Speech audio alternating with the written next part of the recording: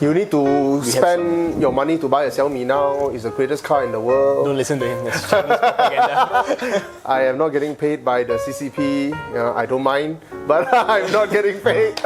He'll accept payment in Xiaomi's. In Xiaomi's, yes. Okay. Autophiles podcast number, I can't remember. I think it's 18 at this point. Okay. So this is a big one because we finally got some help. That's why it looks so good. There is an army behind the camera you don't see. Yeah. So special thanks to the people behind the camera from Warta Malaysia. Warta Malaysia, man. Yeah, they left a comment in the previous episode. Yep. And now they're here to help out with the production. Basically, they tell us we suck in our technical. In our technicalities. Like, dude, we cannot see you, we cannot hear you. It's like we can't stand it anymore. Can we come and fix your problem? Yeah. So they came. They might help us out with future episodes. We'll see how it goes. But yeah, so thanks to them. Warta Malaysia. Check them out. They got a website. They got social media. Right. They got YouTube Reels also. Yep. Covering political news in Malaysia. Interesting. Yeah, keeping the government in check. Mostly. Next thing to talk about is GA Detail. This is our venue sponsor. Yep. Third time in a row. Working out quite okay. That's good. Yeah, GA Detail and GA German Autoworks. I keep saying GA Autoworks. German Autoworks. Side by side in USJ1. Just Google Maps them, you'll find them. Right. GA Detail, you can come here for a car wash, 30 ringgit, pretty cheap. And then now they've got a steam cleaner, which is one of three in Malaysia, I think. Yes. Very rare. And one of three, yeah. Yeah, this thing can really like clean all the nitty-gritty. You know, you open your boot hinges and all that, all the dirt. It can get everything out and no harsh chemicals so your paint doesn't get damaged. Right. And if you want to blow out your air conditioning system, all the fungus, all the mold, all can just come out. From 20-30 years. It's a really good deal. They haven't figured out pricing. That's a good thing because they don't know how to charge you, so you can nego with them. Yeah, you After go there, this, squeeze a bit, you know, say, I'm paying 30 ringgit for the wash, just like, you know, steam clean everything lah. So yeah, that's the promo for this week. And also the drive, breakfast drive is Saturday, this coming Saturday, 26th of October. Right. I'm definitely going. Rinesh, one of our commenters, I saw him in the WhatsApp group. I shy to say hi lah, but I'll see him there. Okay. So good to see at least one Autophiles fan is there. One. We have one. And then we have some more lah. Warta Malaysia is here. They have fans. And then Bo, you might come. I might see how. They might have some family issue. Yeah. So we will see. At least you'll see me lah. Right. And you'll see some GA people. You see a lot of Harley bikers. And all that. So you can meet all these people lah. The last chance to RSVP, even though we said the last chance was last week. The last chance is this week. This week. They're still accepting. The WhatsApp group is getting a bit crowded, but they still got a bit of space. How many now? It's like 30 plus, going on 40. Okay. It's getting a bit thick lah. And then every day, like some last minute people. Malaysia lah. Last minute confirm one. Yeah, for sure. So if you're getting 30 now and you have one more week to go, it will turn into 50, 80 lah. So like yeah, this week is really the last. Okay. I think that's all the channel updates. We didn't put up any review this week, and I think I probably won't until next week because this week was especially tough. Why? Because they launched like so many cars. Yeah. It was like so many launches this week. From Tuesday until yesterday. But some launches we can't talk about yet. It's under embargo until Monday, which means next episode we'll talk about it. Okay. It's not such a super secret thing. They just want to keep the embargo on until then. Okay.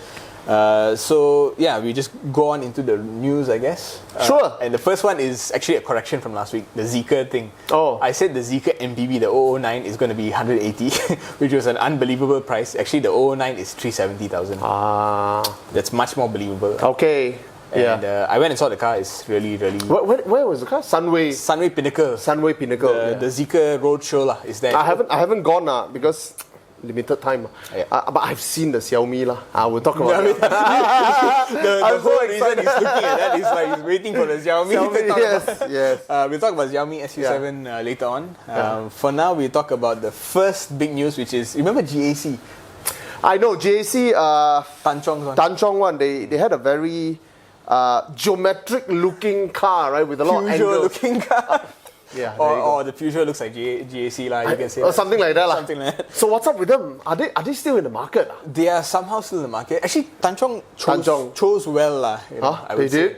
I mean, of all the Chinese car brands that are, with no partner, I think GAC is a pretty good choice. It's a big company, man. It's big. They're big in southern China. Guangzhou They're big in southern China. And if I'm not mistaken, from the facts and figures I've seen, their electric brand, which is called Aion, AION, yeah. is the second best-selling Chinese EV brand. Wow. Or I'm was surprised. at one point. Okay. So I think they chose well, and they are bringing the Aion in. Just that I think their GAC cars, the GS3 M Zoom they call it, Okay. got off to a very rough start.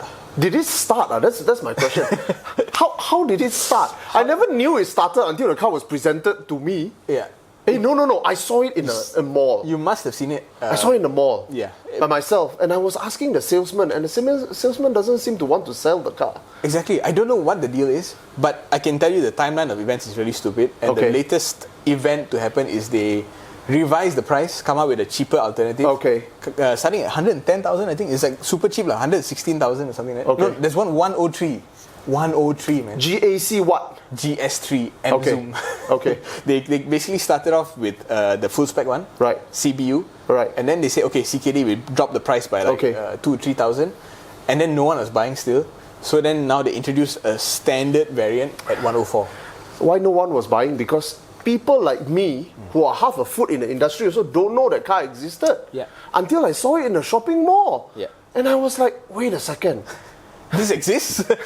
Not You just can that. buy this? You know, I mean, the looks is that kind of Peugeot 40. It's a good-looking 408 car. is a good looking car. It's proportionate, right? And it's got like a triple exhaust or some And to be exhaust honest, thing. it's built all right. You know, I was touching it, I was pressing it, knocking on the interior, everything. I didn't get to drive it because the salesman doesn't want to talk to me. Their push is so half-hearted. You know? And So is it a Tanchong problem? it's actually not, it's not brought in, but now we know, right? Because before this, every time we say Nissan is the problem, Nissan's fault. Actually, Nissan is the problem. Nissan is the problem. But But Tanchong is not helping themselves. It's not. But this whole GAC thing seemed to me very half-hearted to begin with, because they parked it under one of their subsidiaries, which is Right. called Warisan Tanchong. Okay. It's one of their other arms, lah. You know, Right. They got like 10,000 arms, right? Right. So they brought in the previous gen one, which is, you know, Chinese cars, you have that previous gen, which is like the Haval H2, which is like, okay, it's not very impressive, but the price is right and the build quality is getting there. Okay. So they brought that. They're not desirable. They're not desirable. Exactly, they're not desirable. Yeah, that's the keyword. They are okay. And they look like knockoffs. And they look like Koreans in the early days, in right? the 90s kind of thing, yeah.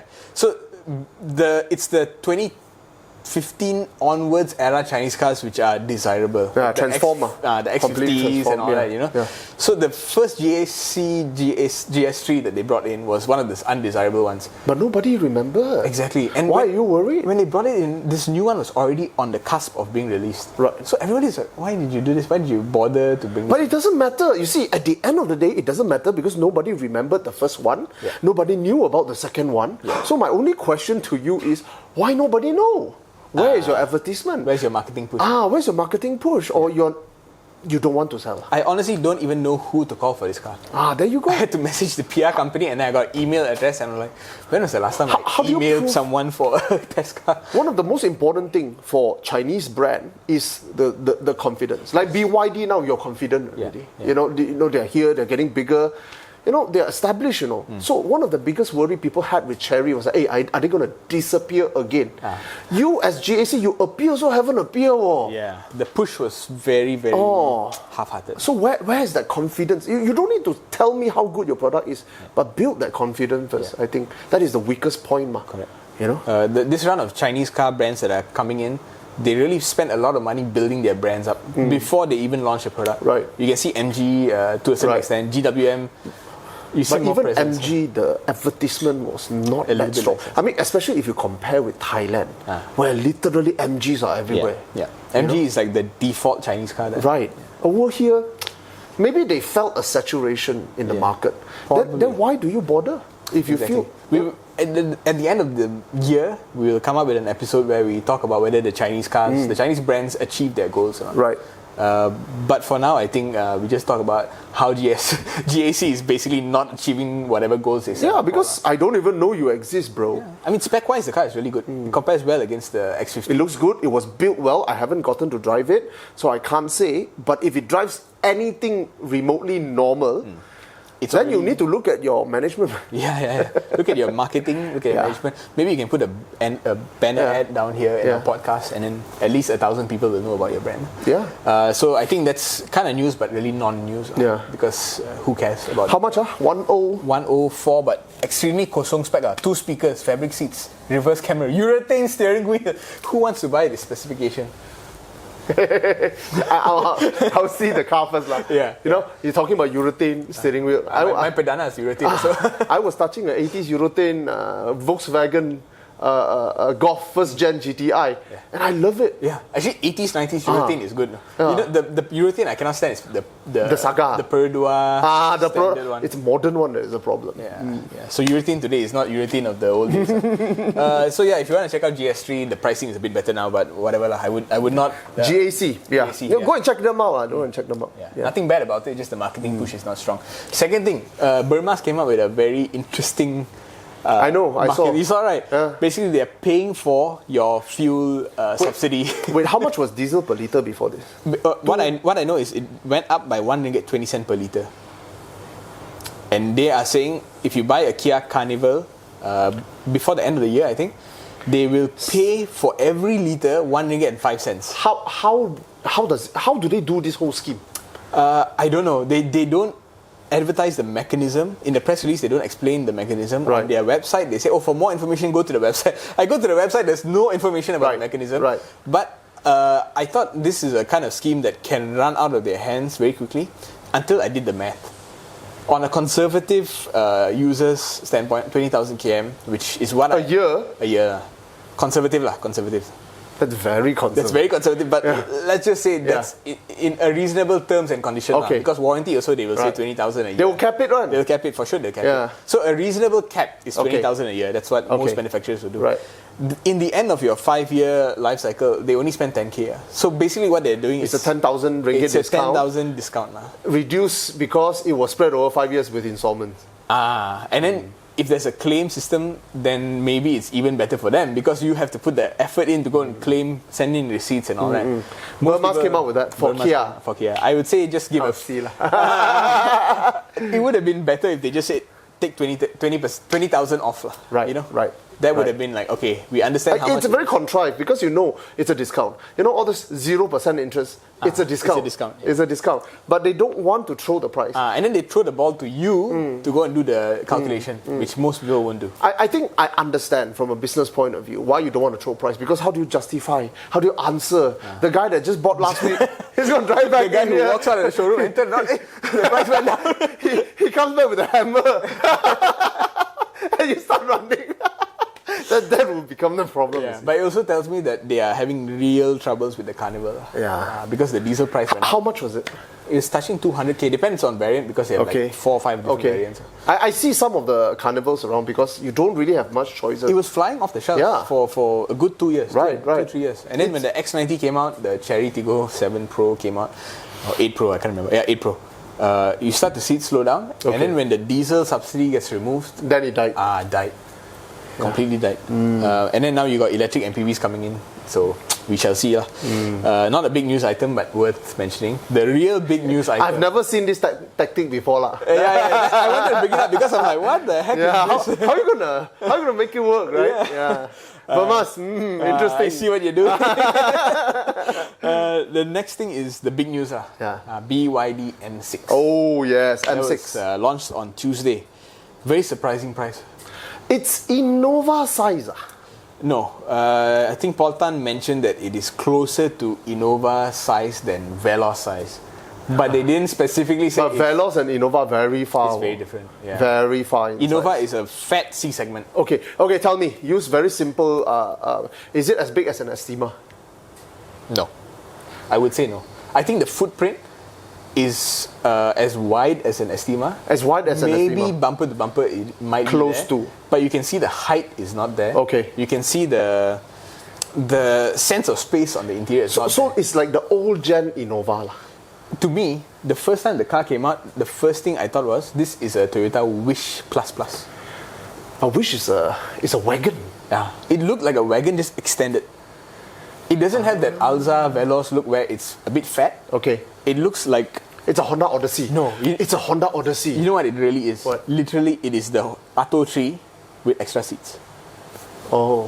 So you remember the Atto 3? I know, It's a C segment compact crossover. Right. So it's not really that big. It's not X70 size. Right. It's definitely not X50 size. Right. But it's in between those two sizes. Okay. And then you go and add a +2 extra So you seats. extended it? Yes. Okay. And when it comes to these cars, yes, the footprint is big. It's C segment in terms of footprint. But the battery pack takes up a lot of vertical leg room. space. Right. And in an MPV, you know best lah. Vertical space creates It makes a big difference. Yeah. So when I sat in the car, I was like, it is not an Alza, but it's not quite Innova. Okay. It's not big lah. It's not big lah. But can it fit 7 comfortably? Better than an Alza. Better. That's all I'll say. Better Okay. than an Alza. Okay. And how much is it? It's 110,000. Okay, very decent. very All decent. electric. All electric. 110,000. Two specs lah. 110 MPV. and 125. I think that's a very good test case because all electric car maker will be watching it. Yes. Because if it flies off the shelf, But then we have a lot of electric MPVs on the cusp waiting of to come being in. launched. Yes. But they're all going after the recon segment, the alphas and all that. So I think the government is playing this game where let's not kill the recon players over, because the recon players are basically dead. Besides the They alpha. are. Only I see them operating well in Sabah Sarawak. That's about it. Over here, they're all dead, man. And the only car they're bringing in is the Alphard. Yeah. And if you kill the Alphard, they have nothing to sell. Well, they're bringing some fringe cars also lah, like yeah. Honda N-Box N-Box lah. N-Box which lah. There's no real reason to buy an N-Box lah, unless you have too much money. I know people who do. They do, but I'm like, why? I know, right? I just wanted to ask her, are you okay, bro? You okay? But I felt it was a bit mean. It's a so bit I, big, yeah. I mean, the car is charming.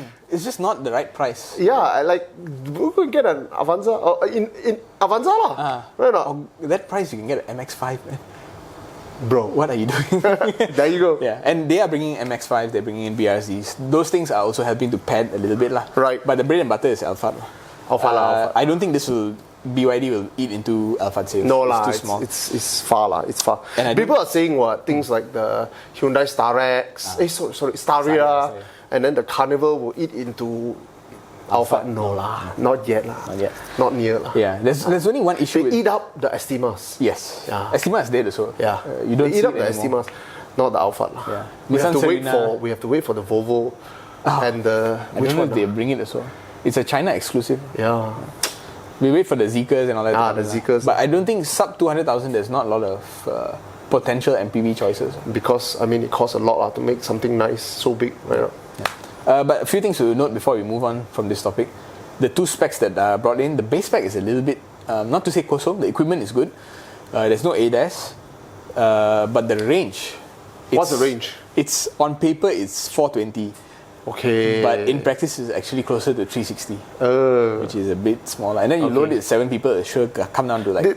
I mean, 290. for BYD, our experience tells us that you have to minus about 15%, Yes. right, off the claim amount. Yeah. So So after minusing, it's 360, there you go, lor. and then that's before you put 7 people in the car. You put 7 people in the car, then it's probably 300. The high spec one, the claimed range is a bit better. It's 530. Okay. But once you convert it, it's more like 450, which is acceptable. When you're close to 500, it's okay. Yeah.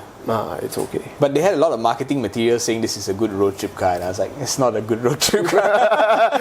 You road trip with an electric car before, I've right? road trip with an electric car 6 times. Aiyo. And it's never A good never experience. a good experience. Yeah. You know, there's a reason why every EV review features one picture where they're charging the car, but no petrol car review features a picture where you're filling up petrol. I think that needs to change. We start thinking, because before you can even take out your phone to take a picture, the petrol is filled up already. Whereas with the EV, you're standing around there thinking like, this was my trip. 1 hour sitting here waiting for it to charge. And the charging speeds on these cars were not super impressive. Okay. The fast charging is 115 kilowatt. Right. It's okay. It's still like 40 minutes to get to 80 kilowatt. Right. It's acceptable lah. Right. But BYD, the big weakness is the AC charging is always capped at 7 kilowatt. So you want to charge it in your house, it's really an overnight job.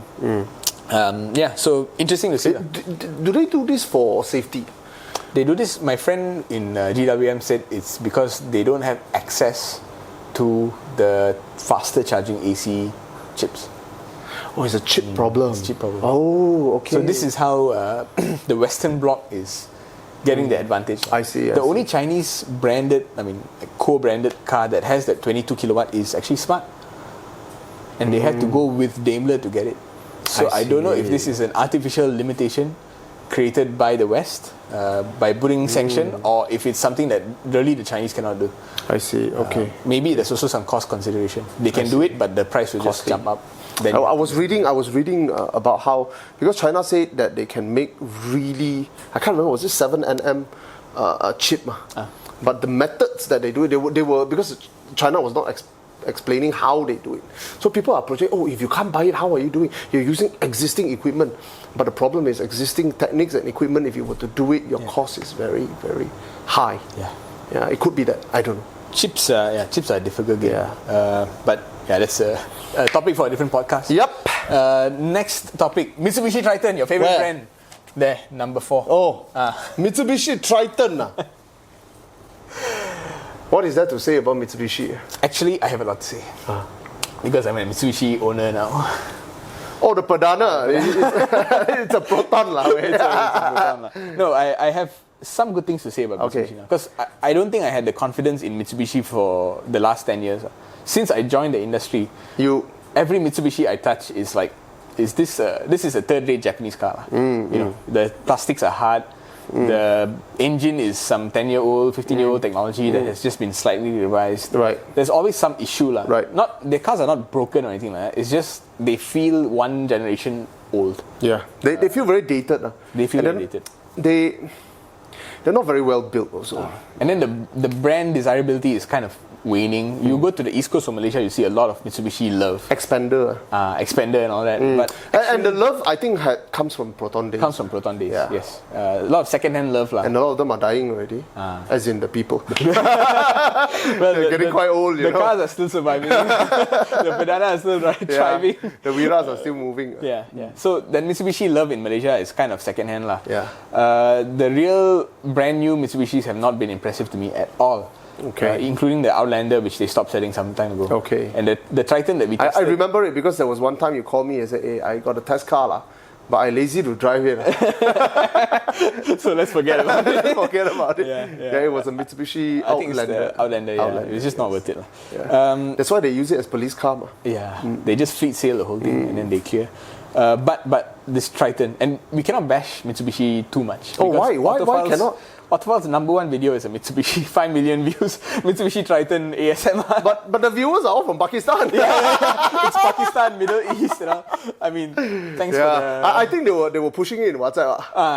Check out this guy, this guy showing... The dealer network was it a Triton? It was a Triton. The previous Triton. So the new Triton. Okay. Wow, impressive, man. Genuinely impressive. Oh, is it? Yeah. Who made it? Mitsubishi. Not Nissan. Not Nissan. Mitsubishi was given the mandate to push very hard into Southeast Asia with this car. And they made a new completely new chassis. The engine is on the base models is carried forward, but on the flagship Athlete is revised. So twin turbo and all that has been revised for more power and all. The gearbox is in Malaysia is carried forward, but in other markets they have 8-speed. So they said they're testing it out phase by phase. Then they'll bring in. But what was impressive was the chassis. I didn't expect this, but at the launch they had a high-speed taxi ride. And if you are lucky, if you go to the launch now, it's open to the public now, you can actually... the one that you have to drive through the shitty place? You don't drive through. They drive you through? They have 2 Japanese rally drivers come in and take you on a high-speed taxi ride through this course. In the Triton? In the Triton. Wow! And I was expecting this bumpy ass ride, uncontrollable. The fella will roll, I will die, break my neck, everything. Right. They made us wear helmets. Yeah. But wow, the thing was so controlled, man. Like the Ranger Raptor. Like a Ranger Raptor. Wow. But without the chassis, that's Fox suspension and the big tires. But it's almost there, man. It's decent lah. It's getting there. It's getting there. That means the new gen technology, you don't get that judder. Yeah. You don't get that... That weird judder over harsh... don't have already. At least from my experience. Tell Toyota. Tell Toyota. Apparently Toyota, the latest one with the GR suspension, doesn't have the judder. But I'll take it and test. Let's see. Let's see. But knowing Toyota... But you can see the world. You go first. all of you try first. You try first. I'll still continue. I'll join you afterwards. I'll still have a 60% market share. Then when my market share go down to 55%, then I will join you. But yeah, Mitsubishi up their game. Oh, is it? For sure, the vehicle feels like an actual development. Right. We didn't feel that with the D-Max. The D-Max felt like a like that, lor. a wrapping over the same turd. But not turd lah. It wasn't turd to start with. It wasn't turd. It was a wrapping the over Triton was a bit the same turdy. truck. The Triton was not very good in the previous one. Yeah. But yeah, so check it out. We will wait for further comment. Right. Let us test drive the car, then we'll give you an actual review. Final one of official news before we get to you are getting very angsty because you see the Xiaomi the Xiaomi itch. the Xiaomi itch. Last piece of news before we move on. Leapmotor. Yes. Leapmotor C10 has been launched. Tell me about Leapmotor, man.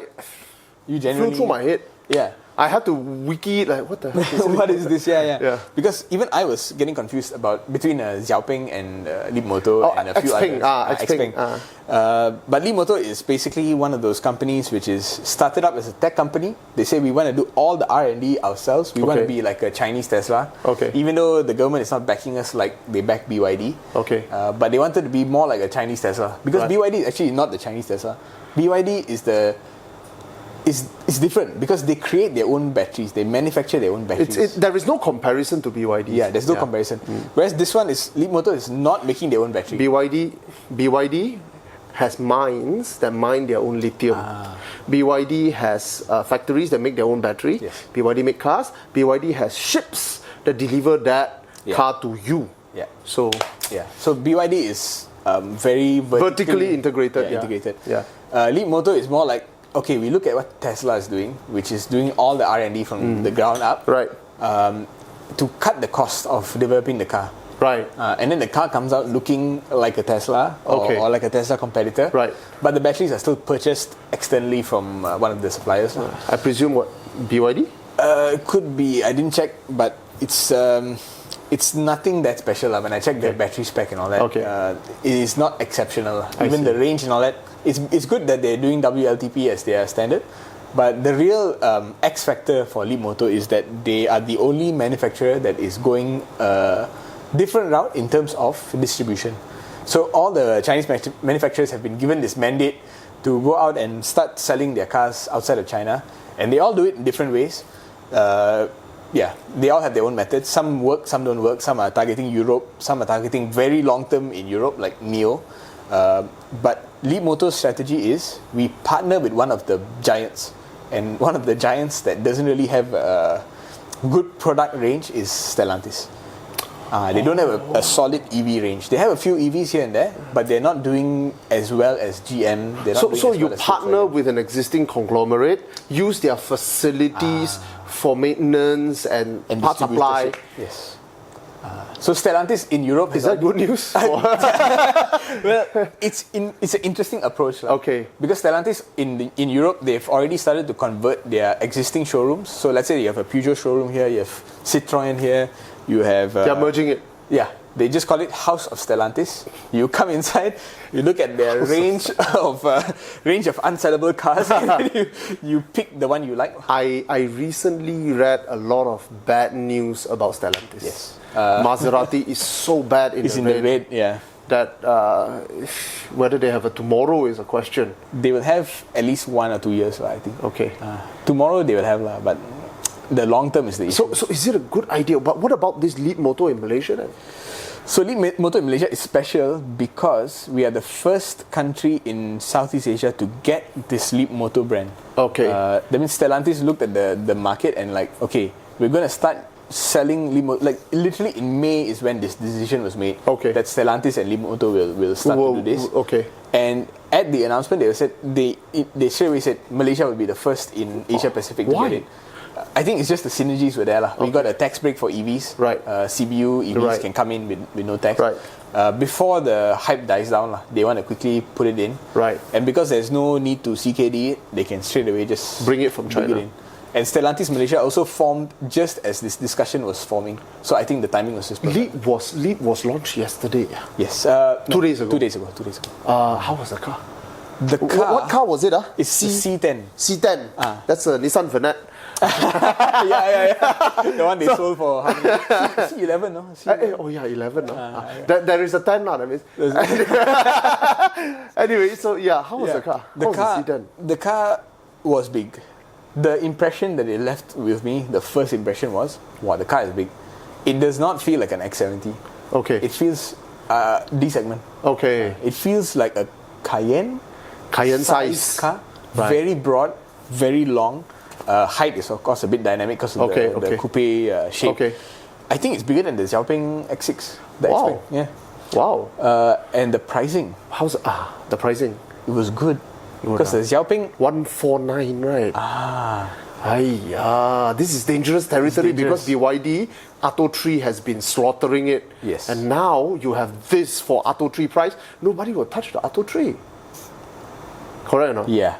And the Atto 3 is one size smaller. Yes. And now one and a half. 1.5 size smaller. And on top of that, right, the Atto 3 now has to compete against the M6. That MPV. Yes, correct. Okay, the BYD M6. BYD MPV. Okay. So imagine you go into a BYD showroom. I'm telling you this is the same car, same spec, same everything, but I'm giving you 2 extra seats at the back. Correct. I'm giving you an updated And it's interior, cheaper. and I'm giving you less price. 110. 125 let's say. Okay. It's, I think, a little bit cheaper or around the same price as the Atto 3. What's the benefit of buying the Atto 3? Correct. So, and Atto 3 is actually a very old product. It's an old product. Yeah, it's a very old product. It's time to move on. Time to move on, yeah. It's still the best-selling EV in Malaysia, I think. Single model spec. It's changing every month, but yeah. But Leap, man, exciting. Exciting. Do you think? The one thing to note, I mean, a few things to note. One, even though it's a big car, they don't position it as a premium car. Okay. It looks premium. Like the touch and feel is pretty premium. Build quality? Yeah. Good, Yeah. It's of course fake leather. It's like the typical Chinese thing, where you go inside, it's like X70 level. X70 level, yeah. Okay. Big screen. All right. And just like the X70, there's no Apple CarPlay, no Android Auto, which to you is not a big deal, but to most people it is. To a lot of buyers, it can be a big deal. Okay. So 149. Bluetooth. Your Bluetooth device is connected. But I haven't gotten to check it out. And a lot of my friends were at the launch. And it was in public. Yeah. You can go to what's the place? TRX. You can still see the car. Right. Other things to note is single motor only, rear wheel drive, which is rare because Atto 3 is front wheel drive, which is very good. The Chinese manufacturers are mostly front wheel drive. Yeah. So this is doing rear wheel drive, kind of a mid-spec kind of power. I think it's 0 to 100 in like 7.58 seconds. Okay. Respectable. So Aura, good cat. 07 long range. And the range is about 470, I think. Okay. 450, 470 km. Okay. WLTP, so can believe. Can believe lah. Yeah. Oh, not bad. Not bad. 149. Check it out. Leapmotor. Yeah. Good colours. Interior, you can get brown. Yeah. Nice. Now I see your leg shaking because Xiaomi's but it's going to be in Stellantis showroom. Yeah. Okay. So where is Stellantis showroom? just look for your closest Peugeot. They said they have 16 dealerships set up this year, and then by next year it'll be 18 or 20. Set up? You mean already in existence? Basically, the Peugeot showrooms are being converted to House of Stellantis. What about Citroen? Is it still in the market? Not yet. But there's rumours that they're going to bring in a Citroen from India. The DS? No. There's a electric Citroen. Oh, is it? Okay. They have a Stellantis has this platform which is targeted at developing countries. Oh, wow. And it's electrified. So I don't know how well it's doing in India, but the pricing is okay. When we converted it, it was like low hundreds. Was it the one that with the slide that says that we are number 2 in the world if you don't count China? That's a very Stellantis thing to say. We are number 2 in the world if you exclude China. If you put China back in, none of them. Drop a few. Yeah. I remember seeing something like that. Yeah, it could be that. Yeah. But, look out for. I mean, watch Stellantis lah. They're doing some interesting things. I don't think any of it will work. I don't know because all I hear is bad news nowadays. Yeah. It's scary way. It's scary. But then they come into Malaysia aggressively. So what's going on? What's the strategy here? You're losing your traditional market, so you're trying to catch those that you have not you have not been paying attention to. Yeah, and I don't understand if they're going after crumbs or they're going after long-term big ticket items. Really don't get it, because if you're going after crumbs, then maybe don't go so hard. The crumbs won't be enough to fund your entire dealer network. But yeah, that's a discussion for maybe next year. Yeah. We'll see how they're going after 1 year. All right. Final topic. Last one. Xiaomi. This one you talk. So I went and checked out the Xiaomi. Yeah. Wow, absolutely amazing build quality, man. Literally Mercedes-Benz E-Class or close to E-Class. I mean, some parts of it you have Volkswagen level quality plastic at the bottom, but even that is good. Volkswagen level plastic, right? And they're not charging beyond Volkswagen pricing? Well, in China they were charging 150,000 ringgit or something like that. That's what a Volkswagen costs here. Is it? I mean, not the electric one, but your typical Golf, your typical Passat. The standard one, the non-GTI is about 100, around there. They're charging that. Tesla is around that same price also, right? Yeah. So over there in China, it's 150 starting from, which means that over here, if they come in, which I don't think they will. Not this year, possibly not next year also. Until they fulfill China, which is going to take 2 years. Yeah. They say this year sold out already.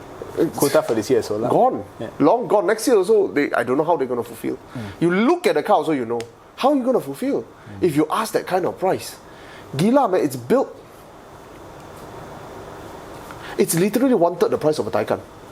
And not 1/3 the car. Specs-wise is close. Specs-wise is what? 80-90% that of a Taycan. And they admitted, they put on the slides, Yeah. Taycan is here, we are here. Yeah. We are not as good as Taycan, but our pricing is here. It's amazing, man. It's amazing. You should check it out, man. Built. And I think a lot of people take it for granted because, bro, you're talking about a company that didn't exist as a car maker 5 years ago. I would dispute it. A lot of car makers from China didn't exist even 3 years ago. Okay. J-Coup or Moda. Oh, wait. They existed as something else. The same thing with Xiaomi. Because their facility is BAIC, which has existed for 70 years. Technically new lah. Technically new, yeah. Technically new lah, using other people's facility to build car. I don't see the car as a Xiaomi. You see it as a BIC. I see it as like a J-Coup kind of competitor. Like the brand is just there because it has some attachment to, people recognize Xiaomi. Right. But Xiaomi are not the ones designing making the it. car, yeah. Who made it then? BAIC. I'm guessing. You think so? I think so. Because BAIC has some, not to say issues. Because if I'm BAIC, I'll be worried. I will be worried, yeah. I'll be worried now. I I'll don't tell have you a why. talking point. I'm not the biggest. Because no, if you don't do the work, you're just subcontracting the manufacturer. It's fine. Yeah, I signed a contract. He paid me money. That's about it. Yeah. But if you're the one that made the car, I will be worried now. Because you know why? You just made an enemy. You just created a personality that will kill you. Yeah. Because I was looking at Xiaomi and I think, if you are considering buying a Tesla Model 3 or a BYD Seal, forget it. Xiaomi. And the only thing why you wouldn't touch a Xiaomi is because they're telling you have to wait 6 months. I'm telling you. Yeah. Is that good? It's that good. Yeah. It'd be interesting to see what the relationship with BAIC is. There are some complaints. People saying, on the track, the brakes are fading within 1 or 2 laps. And electric car brake fading on the track. But other than that, under normal circumstances, it's pretty decent, man. And people have been using it for what? 4-5 months? But so got Apple CarPlay. I don't. I just realized after I shot my TikTok, I come back, I realized I didn't even touch the screen of the car. The thing that everybody will be talking about. I didn't even touch it. Also, you're just there in everything else, the build quality. Everything else except the damn screen.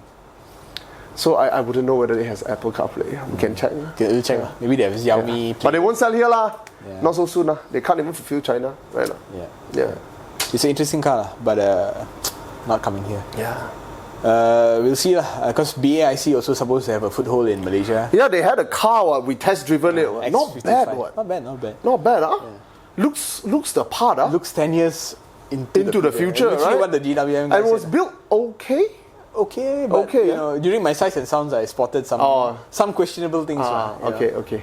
Some build quality things which are not up to standard. Right. And then it's difficult. Chinese cars right now they're in that spot where they have to push hard and get that perception out of the way that they are no longer what they used to be. Right. It's not just presentation. It's really fundamentally they are world-class car makers. And then literally you have axle falling off. Yeah, like you have some cheap Chinese car manufacturers who didn't get the memo. Yeah. Still coming in with slightly subpar product feeling cars. You're talking BAIC. No, it's a car that we'll talk about next week, which is launching on Monday. But I saw the car yesterday. I cannot talk about it. Okay. I'll give you a gist. But I know, like, we test driven the Cherries, right? We said this. I mean, I think both of us agree on this. Is that Geely is on top of its game. Yes. Technically. Yeah. But Cherry, you get the uncanny valley feeling. It's like, bro, are you there yet? You present yourself as if you're there, Yeah. But somehow something seems like it's not quite there. And the story of Cherry is very odd because they are a government link. Yeah. Anhui Wuhu. They are government link, right? Whereas Geely is private. Yes. So you expect the one with a limited wallet, which is the private, to have not its game all the way up. But it's the government link one that is not. I think it's because private companies have more incentive to compete, to properly compete. Whereas the government ones, including BAIC, may not have that incentive. I see. But does BAIC have great brand? They have Arcfox. Yeah, I saw the loading on top of your head. What is Arcfox? I know what is Arcfox, but yeah, I know. I see. I don't know. They have Beijing. They have Arcfox. They have one that starts with S. They have a lot of car brands. You're right. Because the Ceres. No, the one that Xiaomi. There is a badge there. Beijing Xiaomi. So I want to see whether this Xiaomi is, once it goes into export market, we'll see the true colors of. Because Chinese market, I believe their figures. I know that in terms of new energy vehicles, they are world leading for sure. Yeah, but they reached 47% already. Yeah, but of course they created this category that doesn't exist. NEV lah. NEV, yeah. Because NEV is a collection of hybrid plus BEV. I think literally anything that is electrified. Non-fully internal combustion is NEV. I'm not sure if regular hybrid electric vehicles are considered NEV. I think it's plug-in hybrid and above. Okay. So you have to plug in lah. Or range extender is considered NEV. Okay. And EVs. But to be honest, a range extender is an okay idea. It's okay idea. It's an okay idea. As long as the engine is correct. You go put a 3-cylinder range extender. and the bar will be shaking. So wait, let's do one last tiny news item. I think we've still got a bit of time. Yeah. Malaysian government is talking about lemon law. They've been talking about it for a while. A couple of court decisions. I know. I did a TikTok video on it. Of a guy in Johor. Yes. Bought a Volkswagen Polo sedan. Yeah. Sedan 1.6. Right? 1.6, yes. Problematic from the start, wasn't it? Yeah. Problematic from the start. I tried to find information now, but I couldn't. Do you have any juicy details? Since after all, Volkswagen Malaysia sued you or threatened to sue you. Yes. Volkswagen. Did you know? Yeah, that Volkswagen Malaysia, VAG Malaysia, actually tried to sue him for telling the truth. Volkswagen Passenger Car Malaysia. So after their previous entity shut down, we were named in a. We were given a lawyer's letter of demand. Letter of demand, okay. For speaking out on a repair bill that was received by my father. Right. So he wrote a post. Yeah. So Subhash wrote a post. Yeah. Is it on DSF? It's on DSF. Okay. Yeah. It's on DSF, chronicling his father's ownership experience of a Passat B7. Yeah. So it was basically chronicling what actually happened. Yeah. So it's truth, right? Truth. With right? the invoice. I literally took a picture of the invoice. Yeah. Put it up. And the crazy thing was the invoice. My dad's car travels 2 kilometers to and from work. So 4 kilometers a day. Very close. Very light load lah. Yeah. And he rarely goes outstation. Unused lah. He's already, time he was already in his mid-60s, so he doesn't travel often. Right. The mileage was reasonable. I think the time was like touching 100k lah. And the week after his warranty or something like that, the warranty basically just expired. He gets a call to go and service or something, reminder lah to go and service. So he goes and service it, and they give him an invoice before he says yes to it lah. Okay. They give him an invoice. These are all the items we think that after 5 years you should change. And the invoice was for 20,000 ringgit worth of items. It's like that. For a car whose resale value because of the fire sale had dropped down to 45,000. Yeah. So you're telling me I need to spend 20,000 to service a $45,000 car for the next few years. Now it's not a necessary list of items. They never force.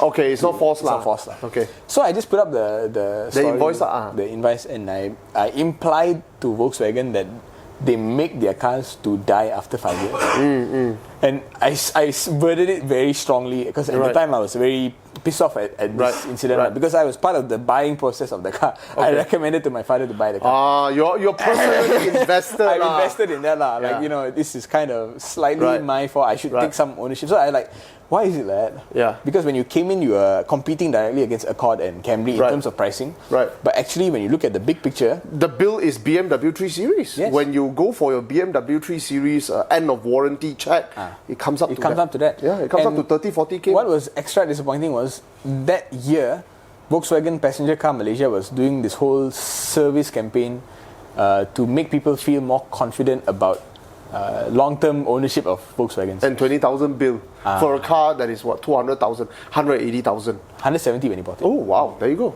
Yeah. It's not okay, man. It's not okay. It's not okay. I mean, this is old news, 2018 news. Yeah. Very traumatic being sued by a giant entity like Well, Volkswagen. just to let you know, the company decided not to go ahead, even though it's the truth, and truth is a defense for defamation. Yeah. But the company decided not to. No, I decided. Oh, you decided? Yeah. My boss was like, you want to go? We can go. Okay. Yeah. Nice.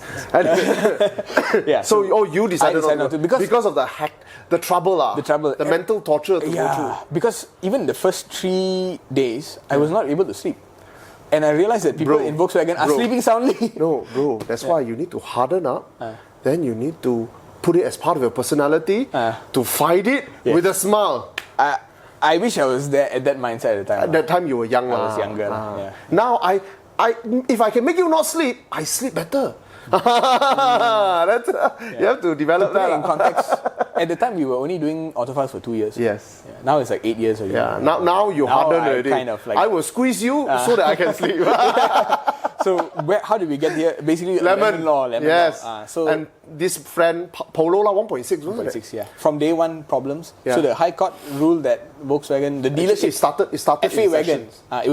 It started in sessions. It started in Session sessions. courts, Then it went up to High Court because I presume Volkswagen appeal from High still not happy. They lose in High Court. Volkswagen FA wagon. Yes, FA wagon. FA wagon lost in High Court. Appeal to Court of Appeal, bro.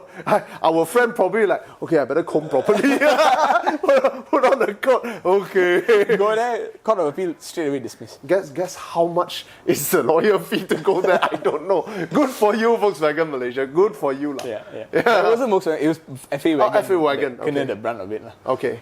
So on top of that, Court of Appeal was like, we are not going to look at this because these points were not raised at an earlier thing. And on top of that, you got to pay this fellow's cost. So they made him. They made FA wagon paid what 100,000. Yes. And then 20,000 lawyer On top of fee. that, yeah. And then another 1,700 plus 1,008 worth of extraordinary damages or whatever lah. Yeah. So I clap for you. Good job. Yeah. Right now, I got nothing against Volkswagen. To me, now you don't have. It's water under the bridge lah. Because I look at Was it? But they never give you a test car again. They did. And then I scratched the car. And I gave it back to them. Wait, you didn't do it on purpose, right? I didn't do it on purpose. Okay. But better than me lah. I crashed the Mini. That one is gone. But the lemon law is. There's no lemon law yet. No legislation. No legislation yet. There is existing law that allows the court to protect consumers lah. Yes. And this is a good precedent because, I mean, now you can go to the dealership and say, hey, you want me to sue you? I can wait a year and then you can pay me 100K, or you can just sort my issue out. Yeah. And the Kementerian, I can't remember the. But are we coming up with the legislation?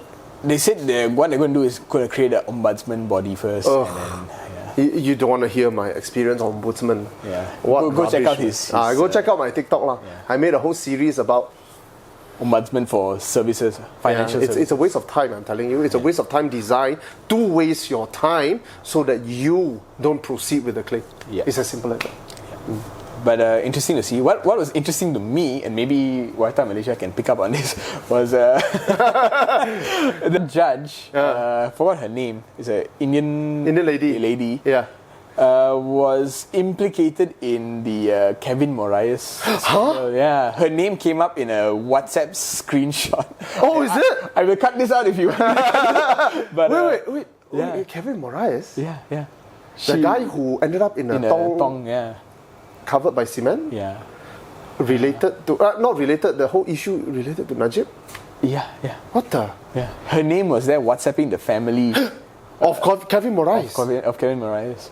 While the investigation was going on. Wow. Yeah. How you find out about this? I googled her name because I'm like, who is this hero who's championing the lemon law? Then I googled her name, first thing it came out is this thing. But of course she denied it. She said the screenshot is fabricated and all that, but like whatever lah. I'm not interested in the political aspect of it. I just thought it was interesting that there's some link to it. Right. But yeah, that's our episode for today. Again, special thanks to Warta Malaysia. Check Warta Malaysia and his army behind. Yeah. Also, check out GA Detail. The breakfast drive, you still got time to sign up. Right. It's, in a week's time. Yeah, signing up.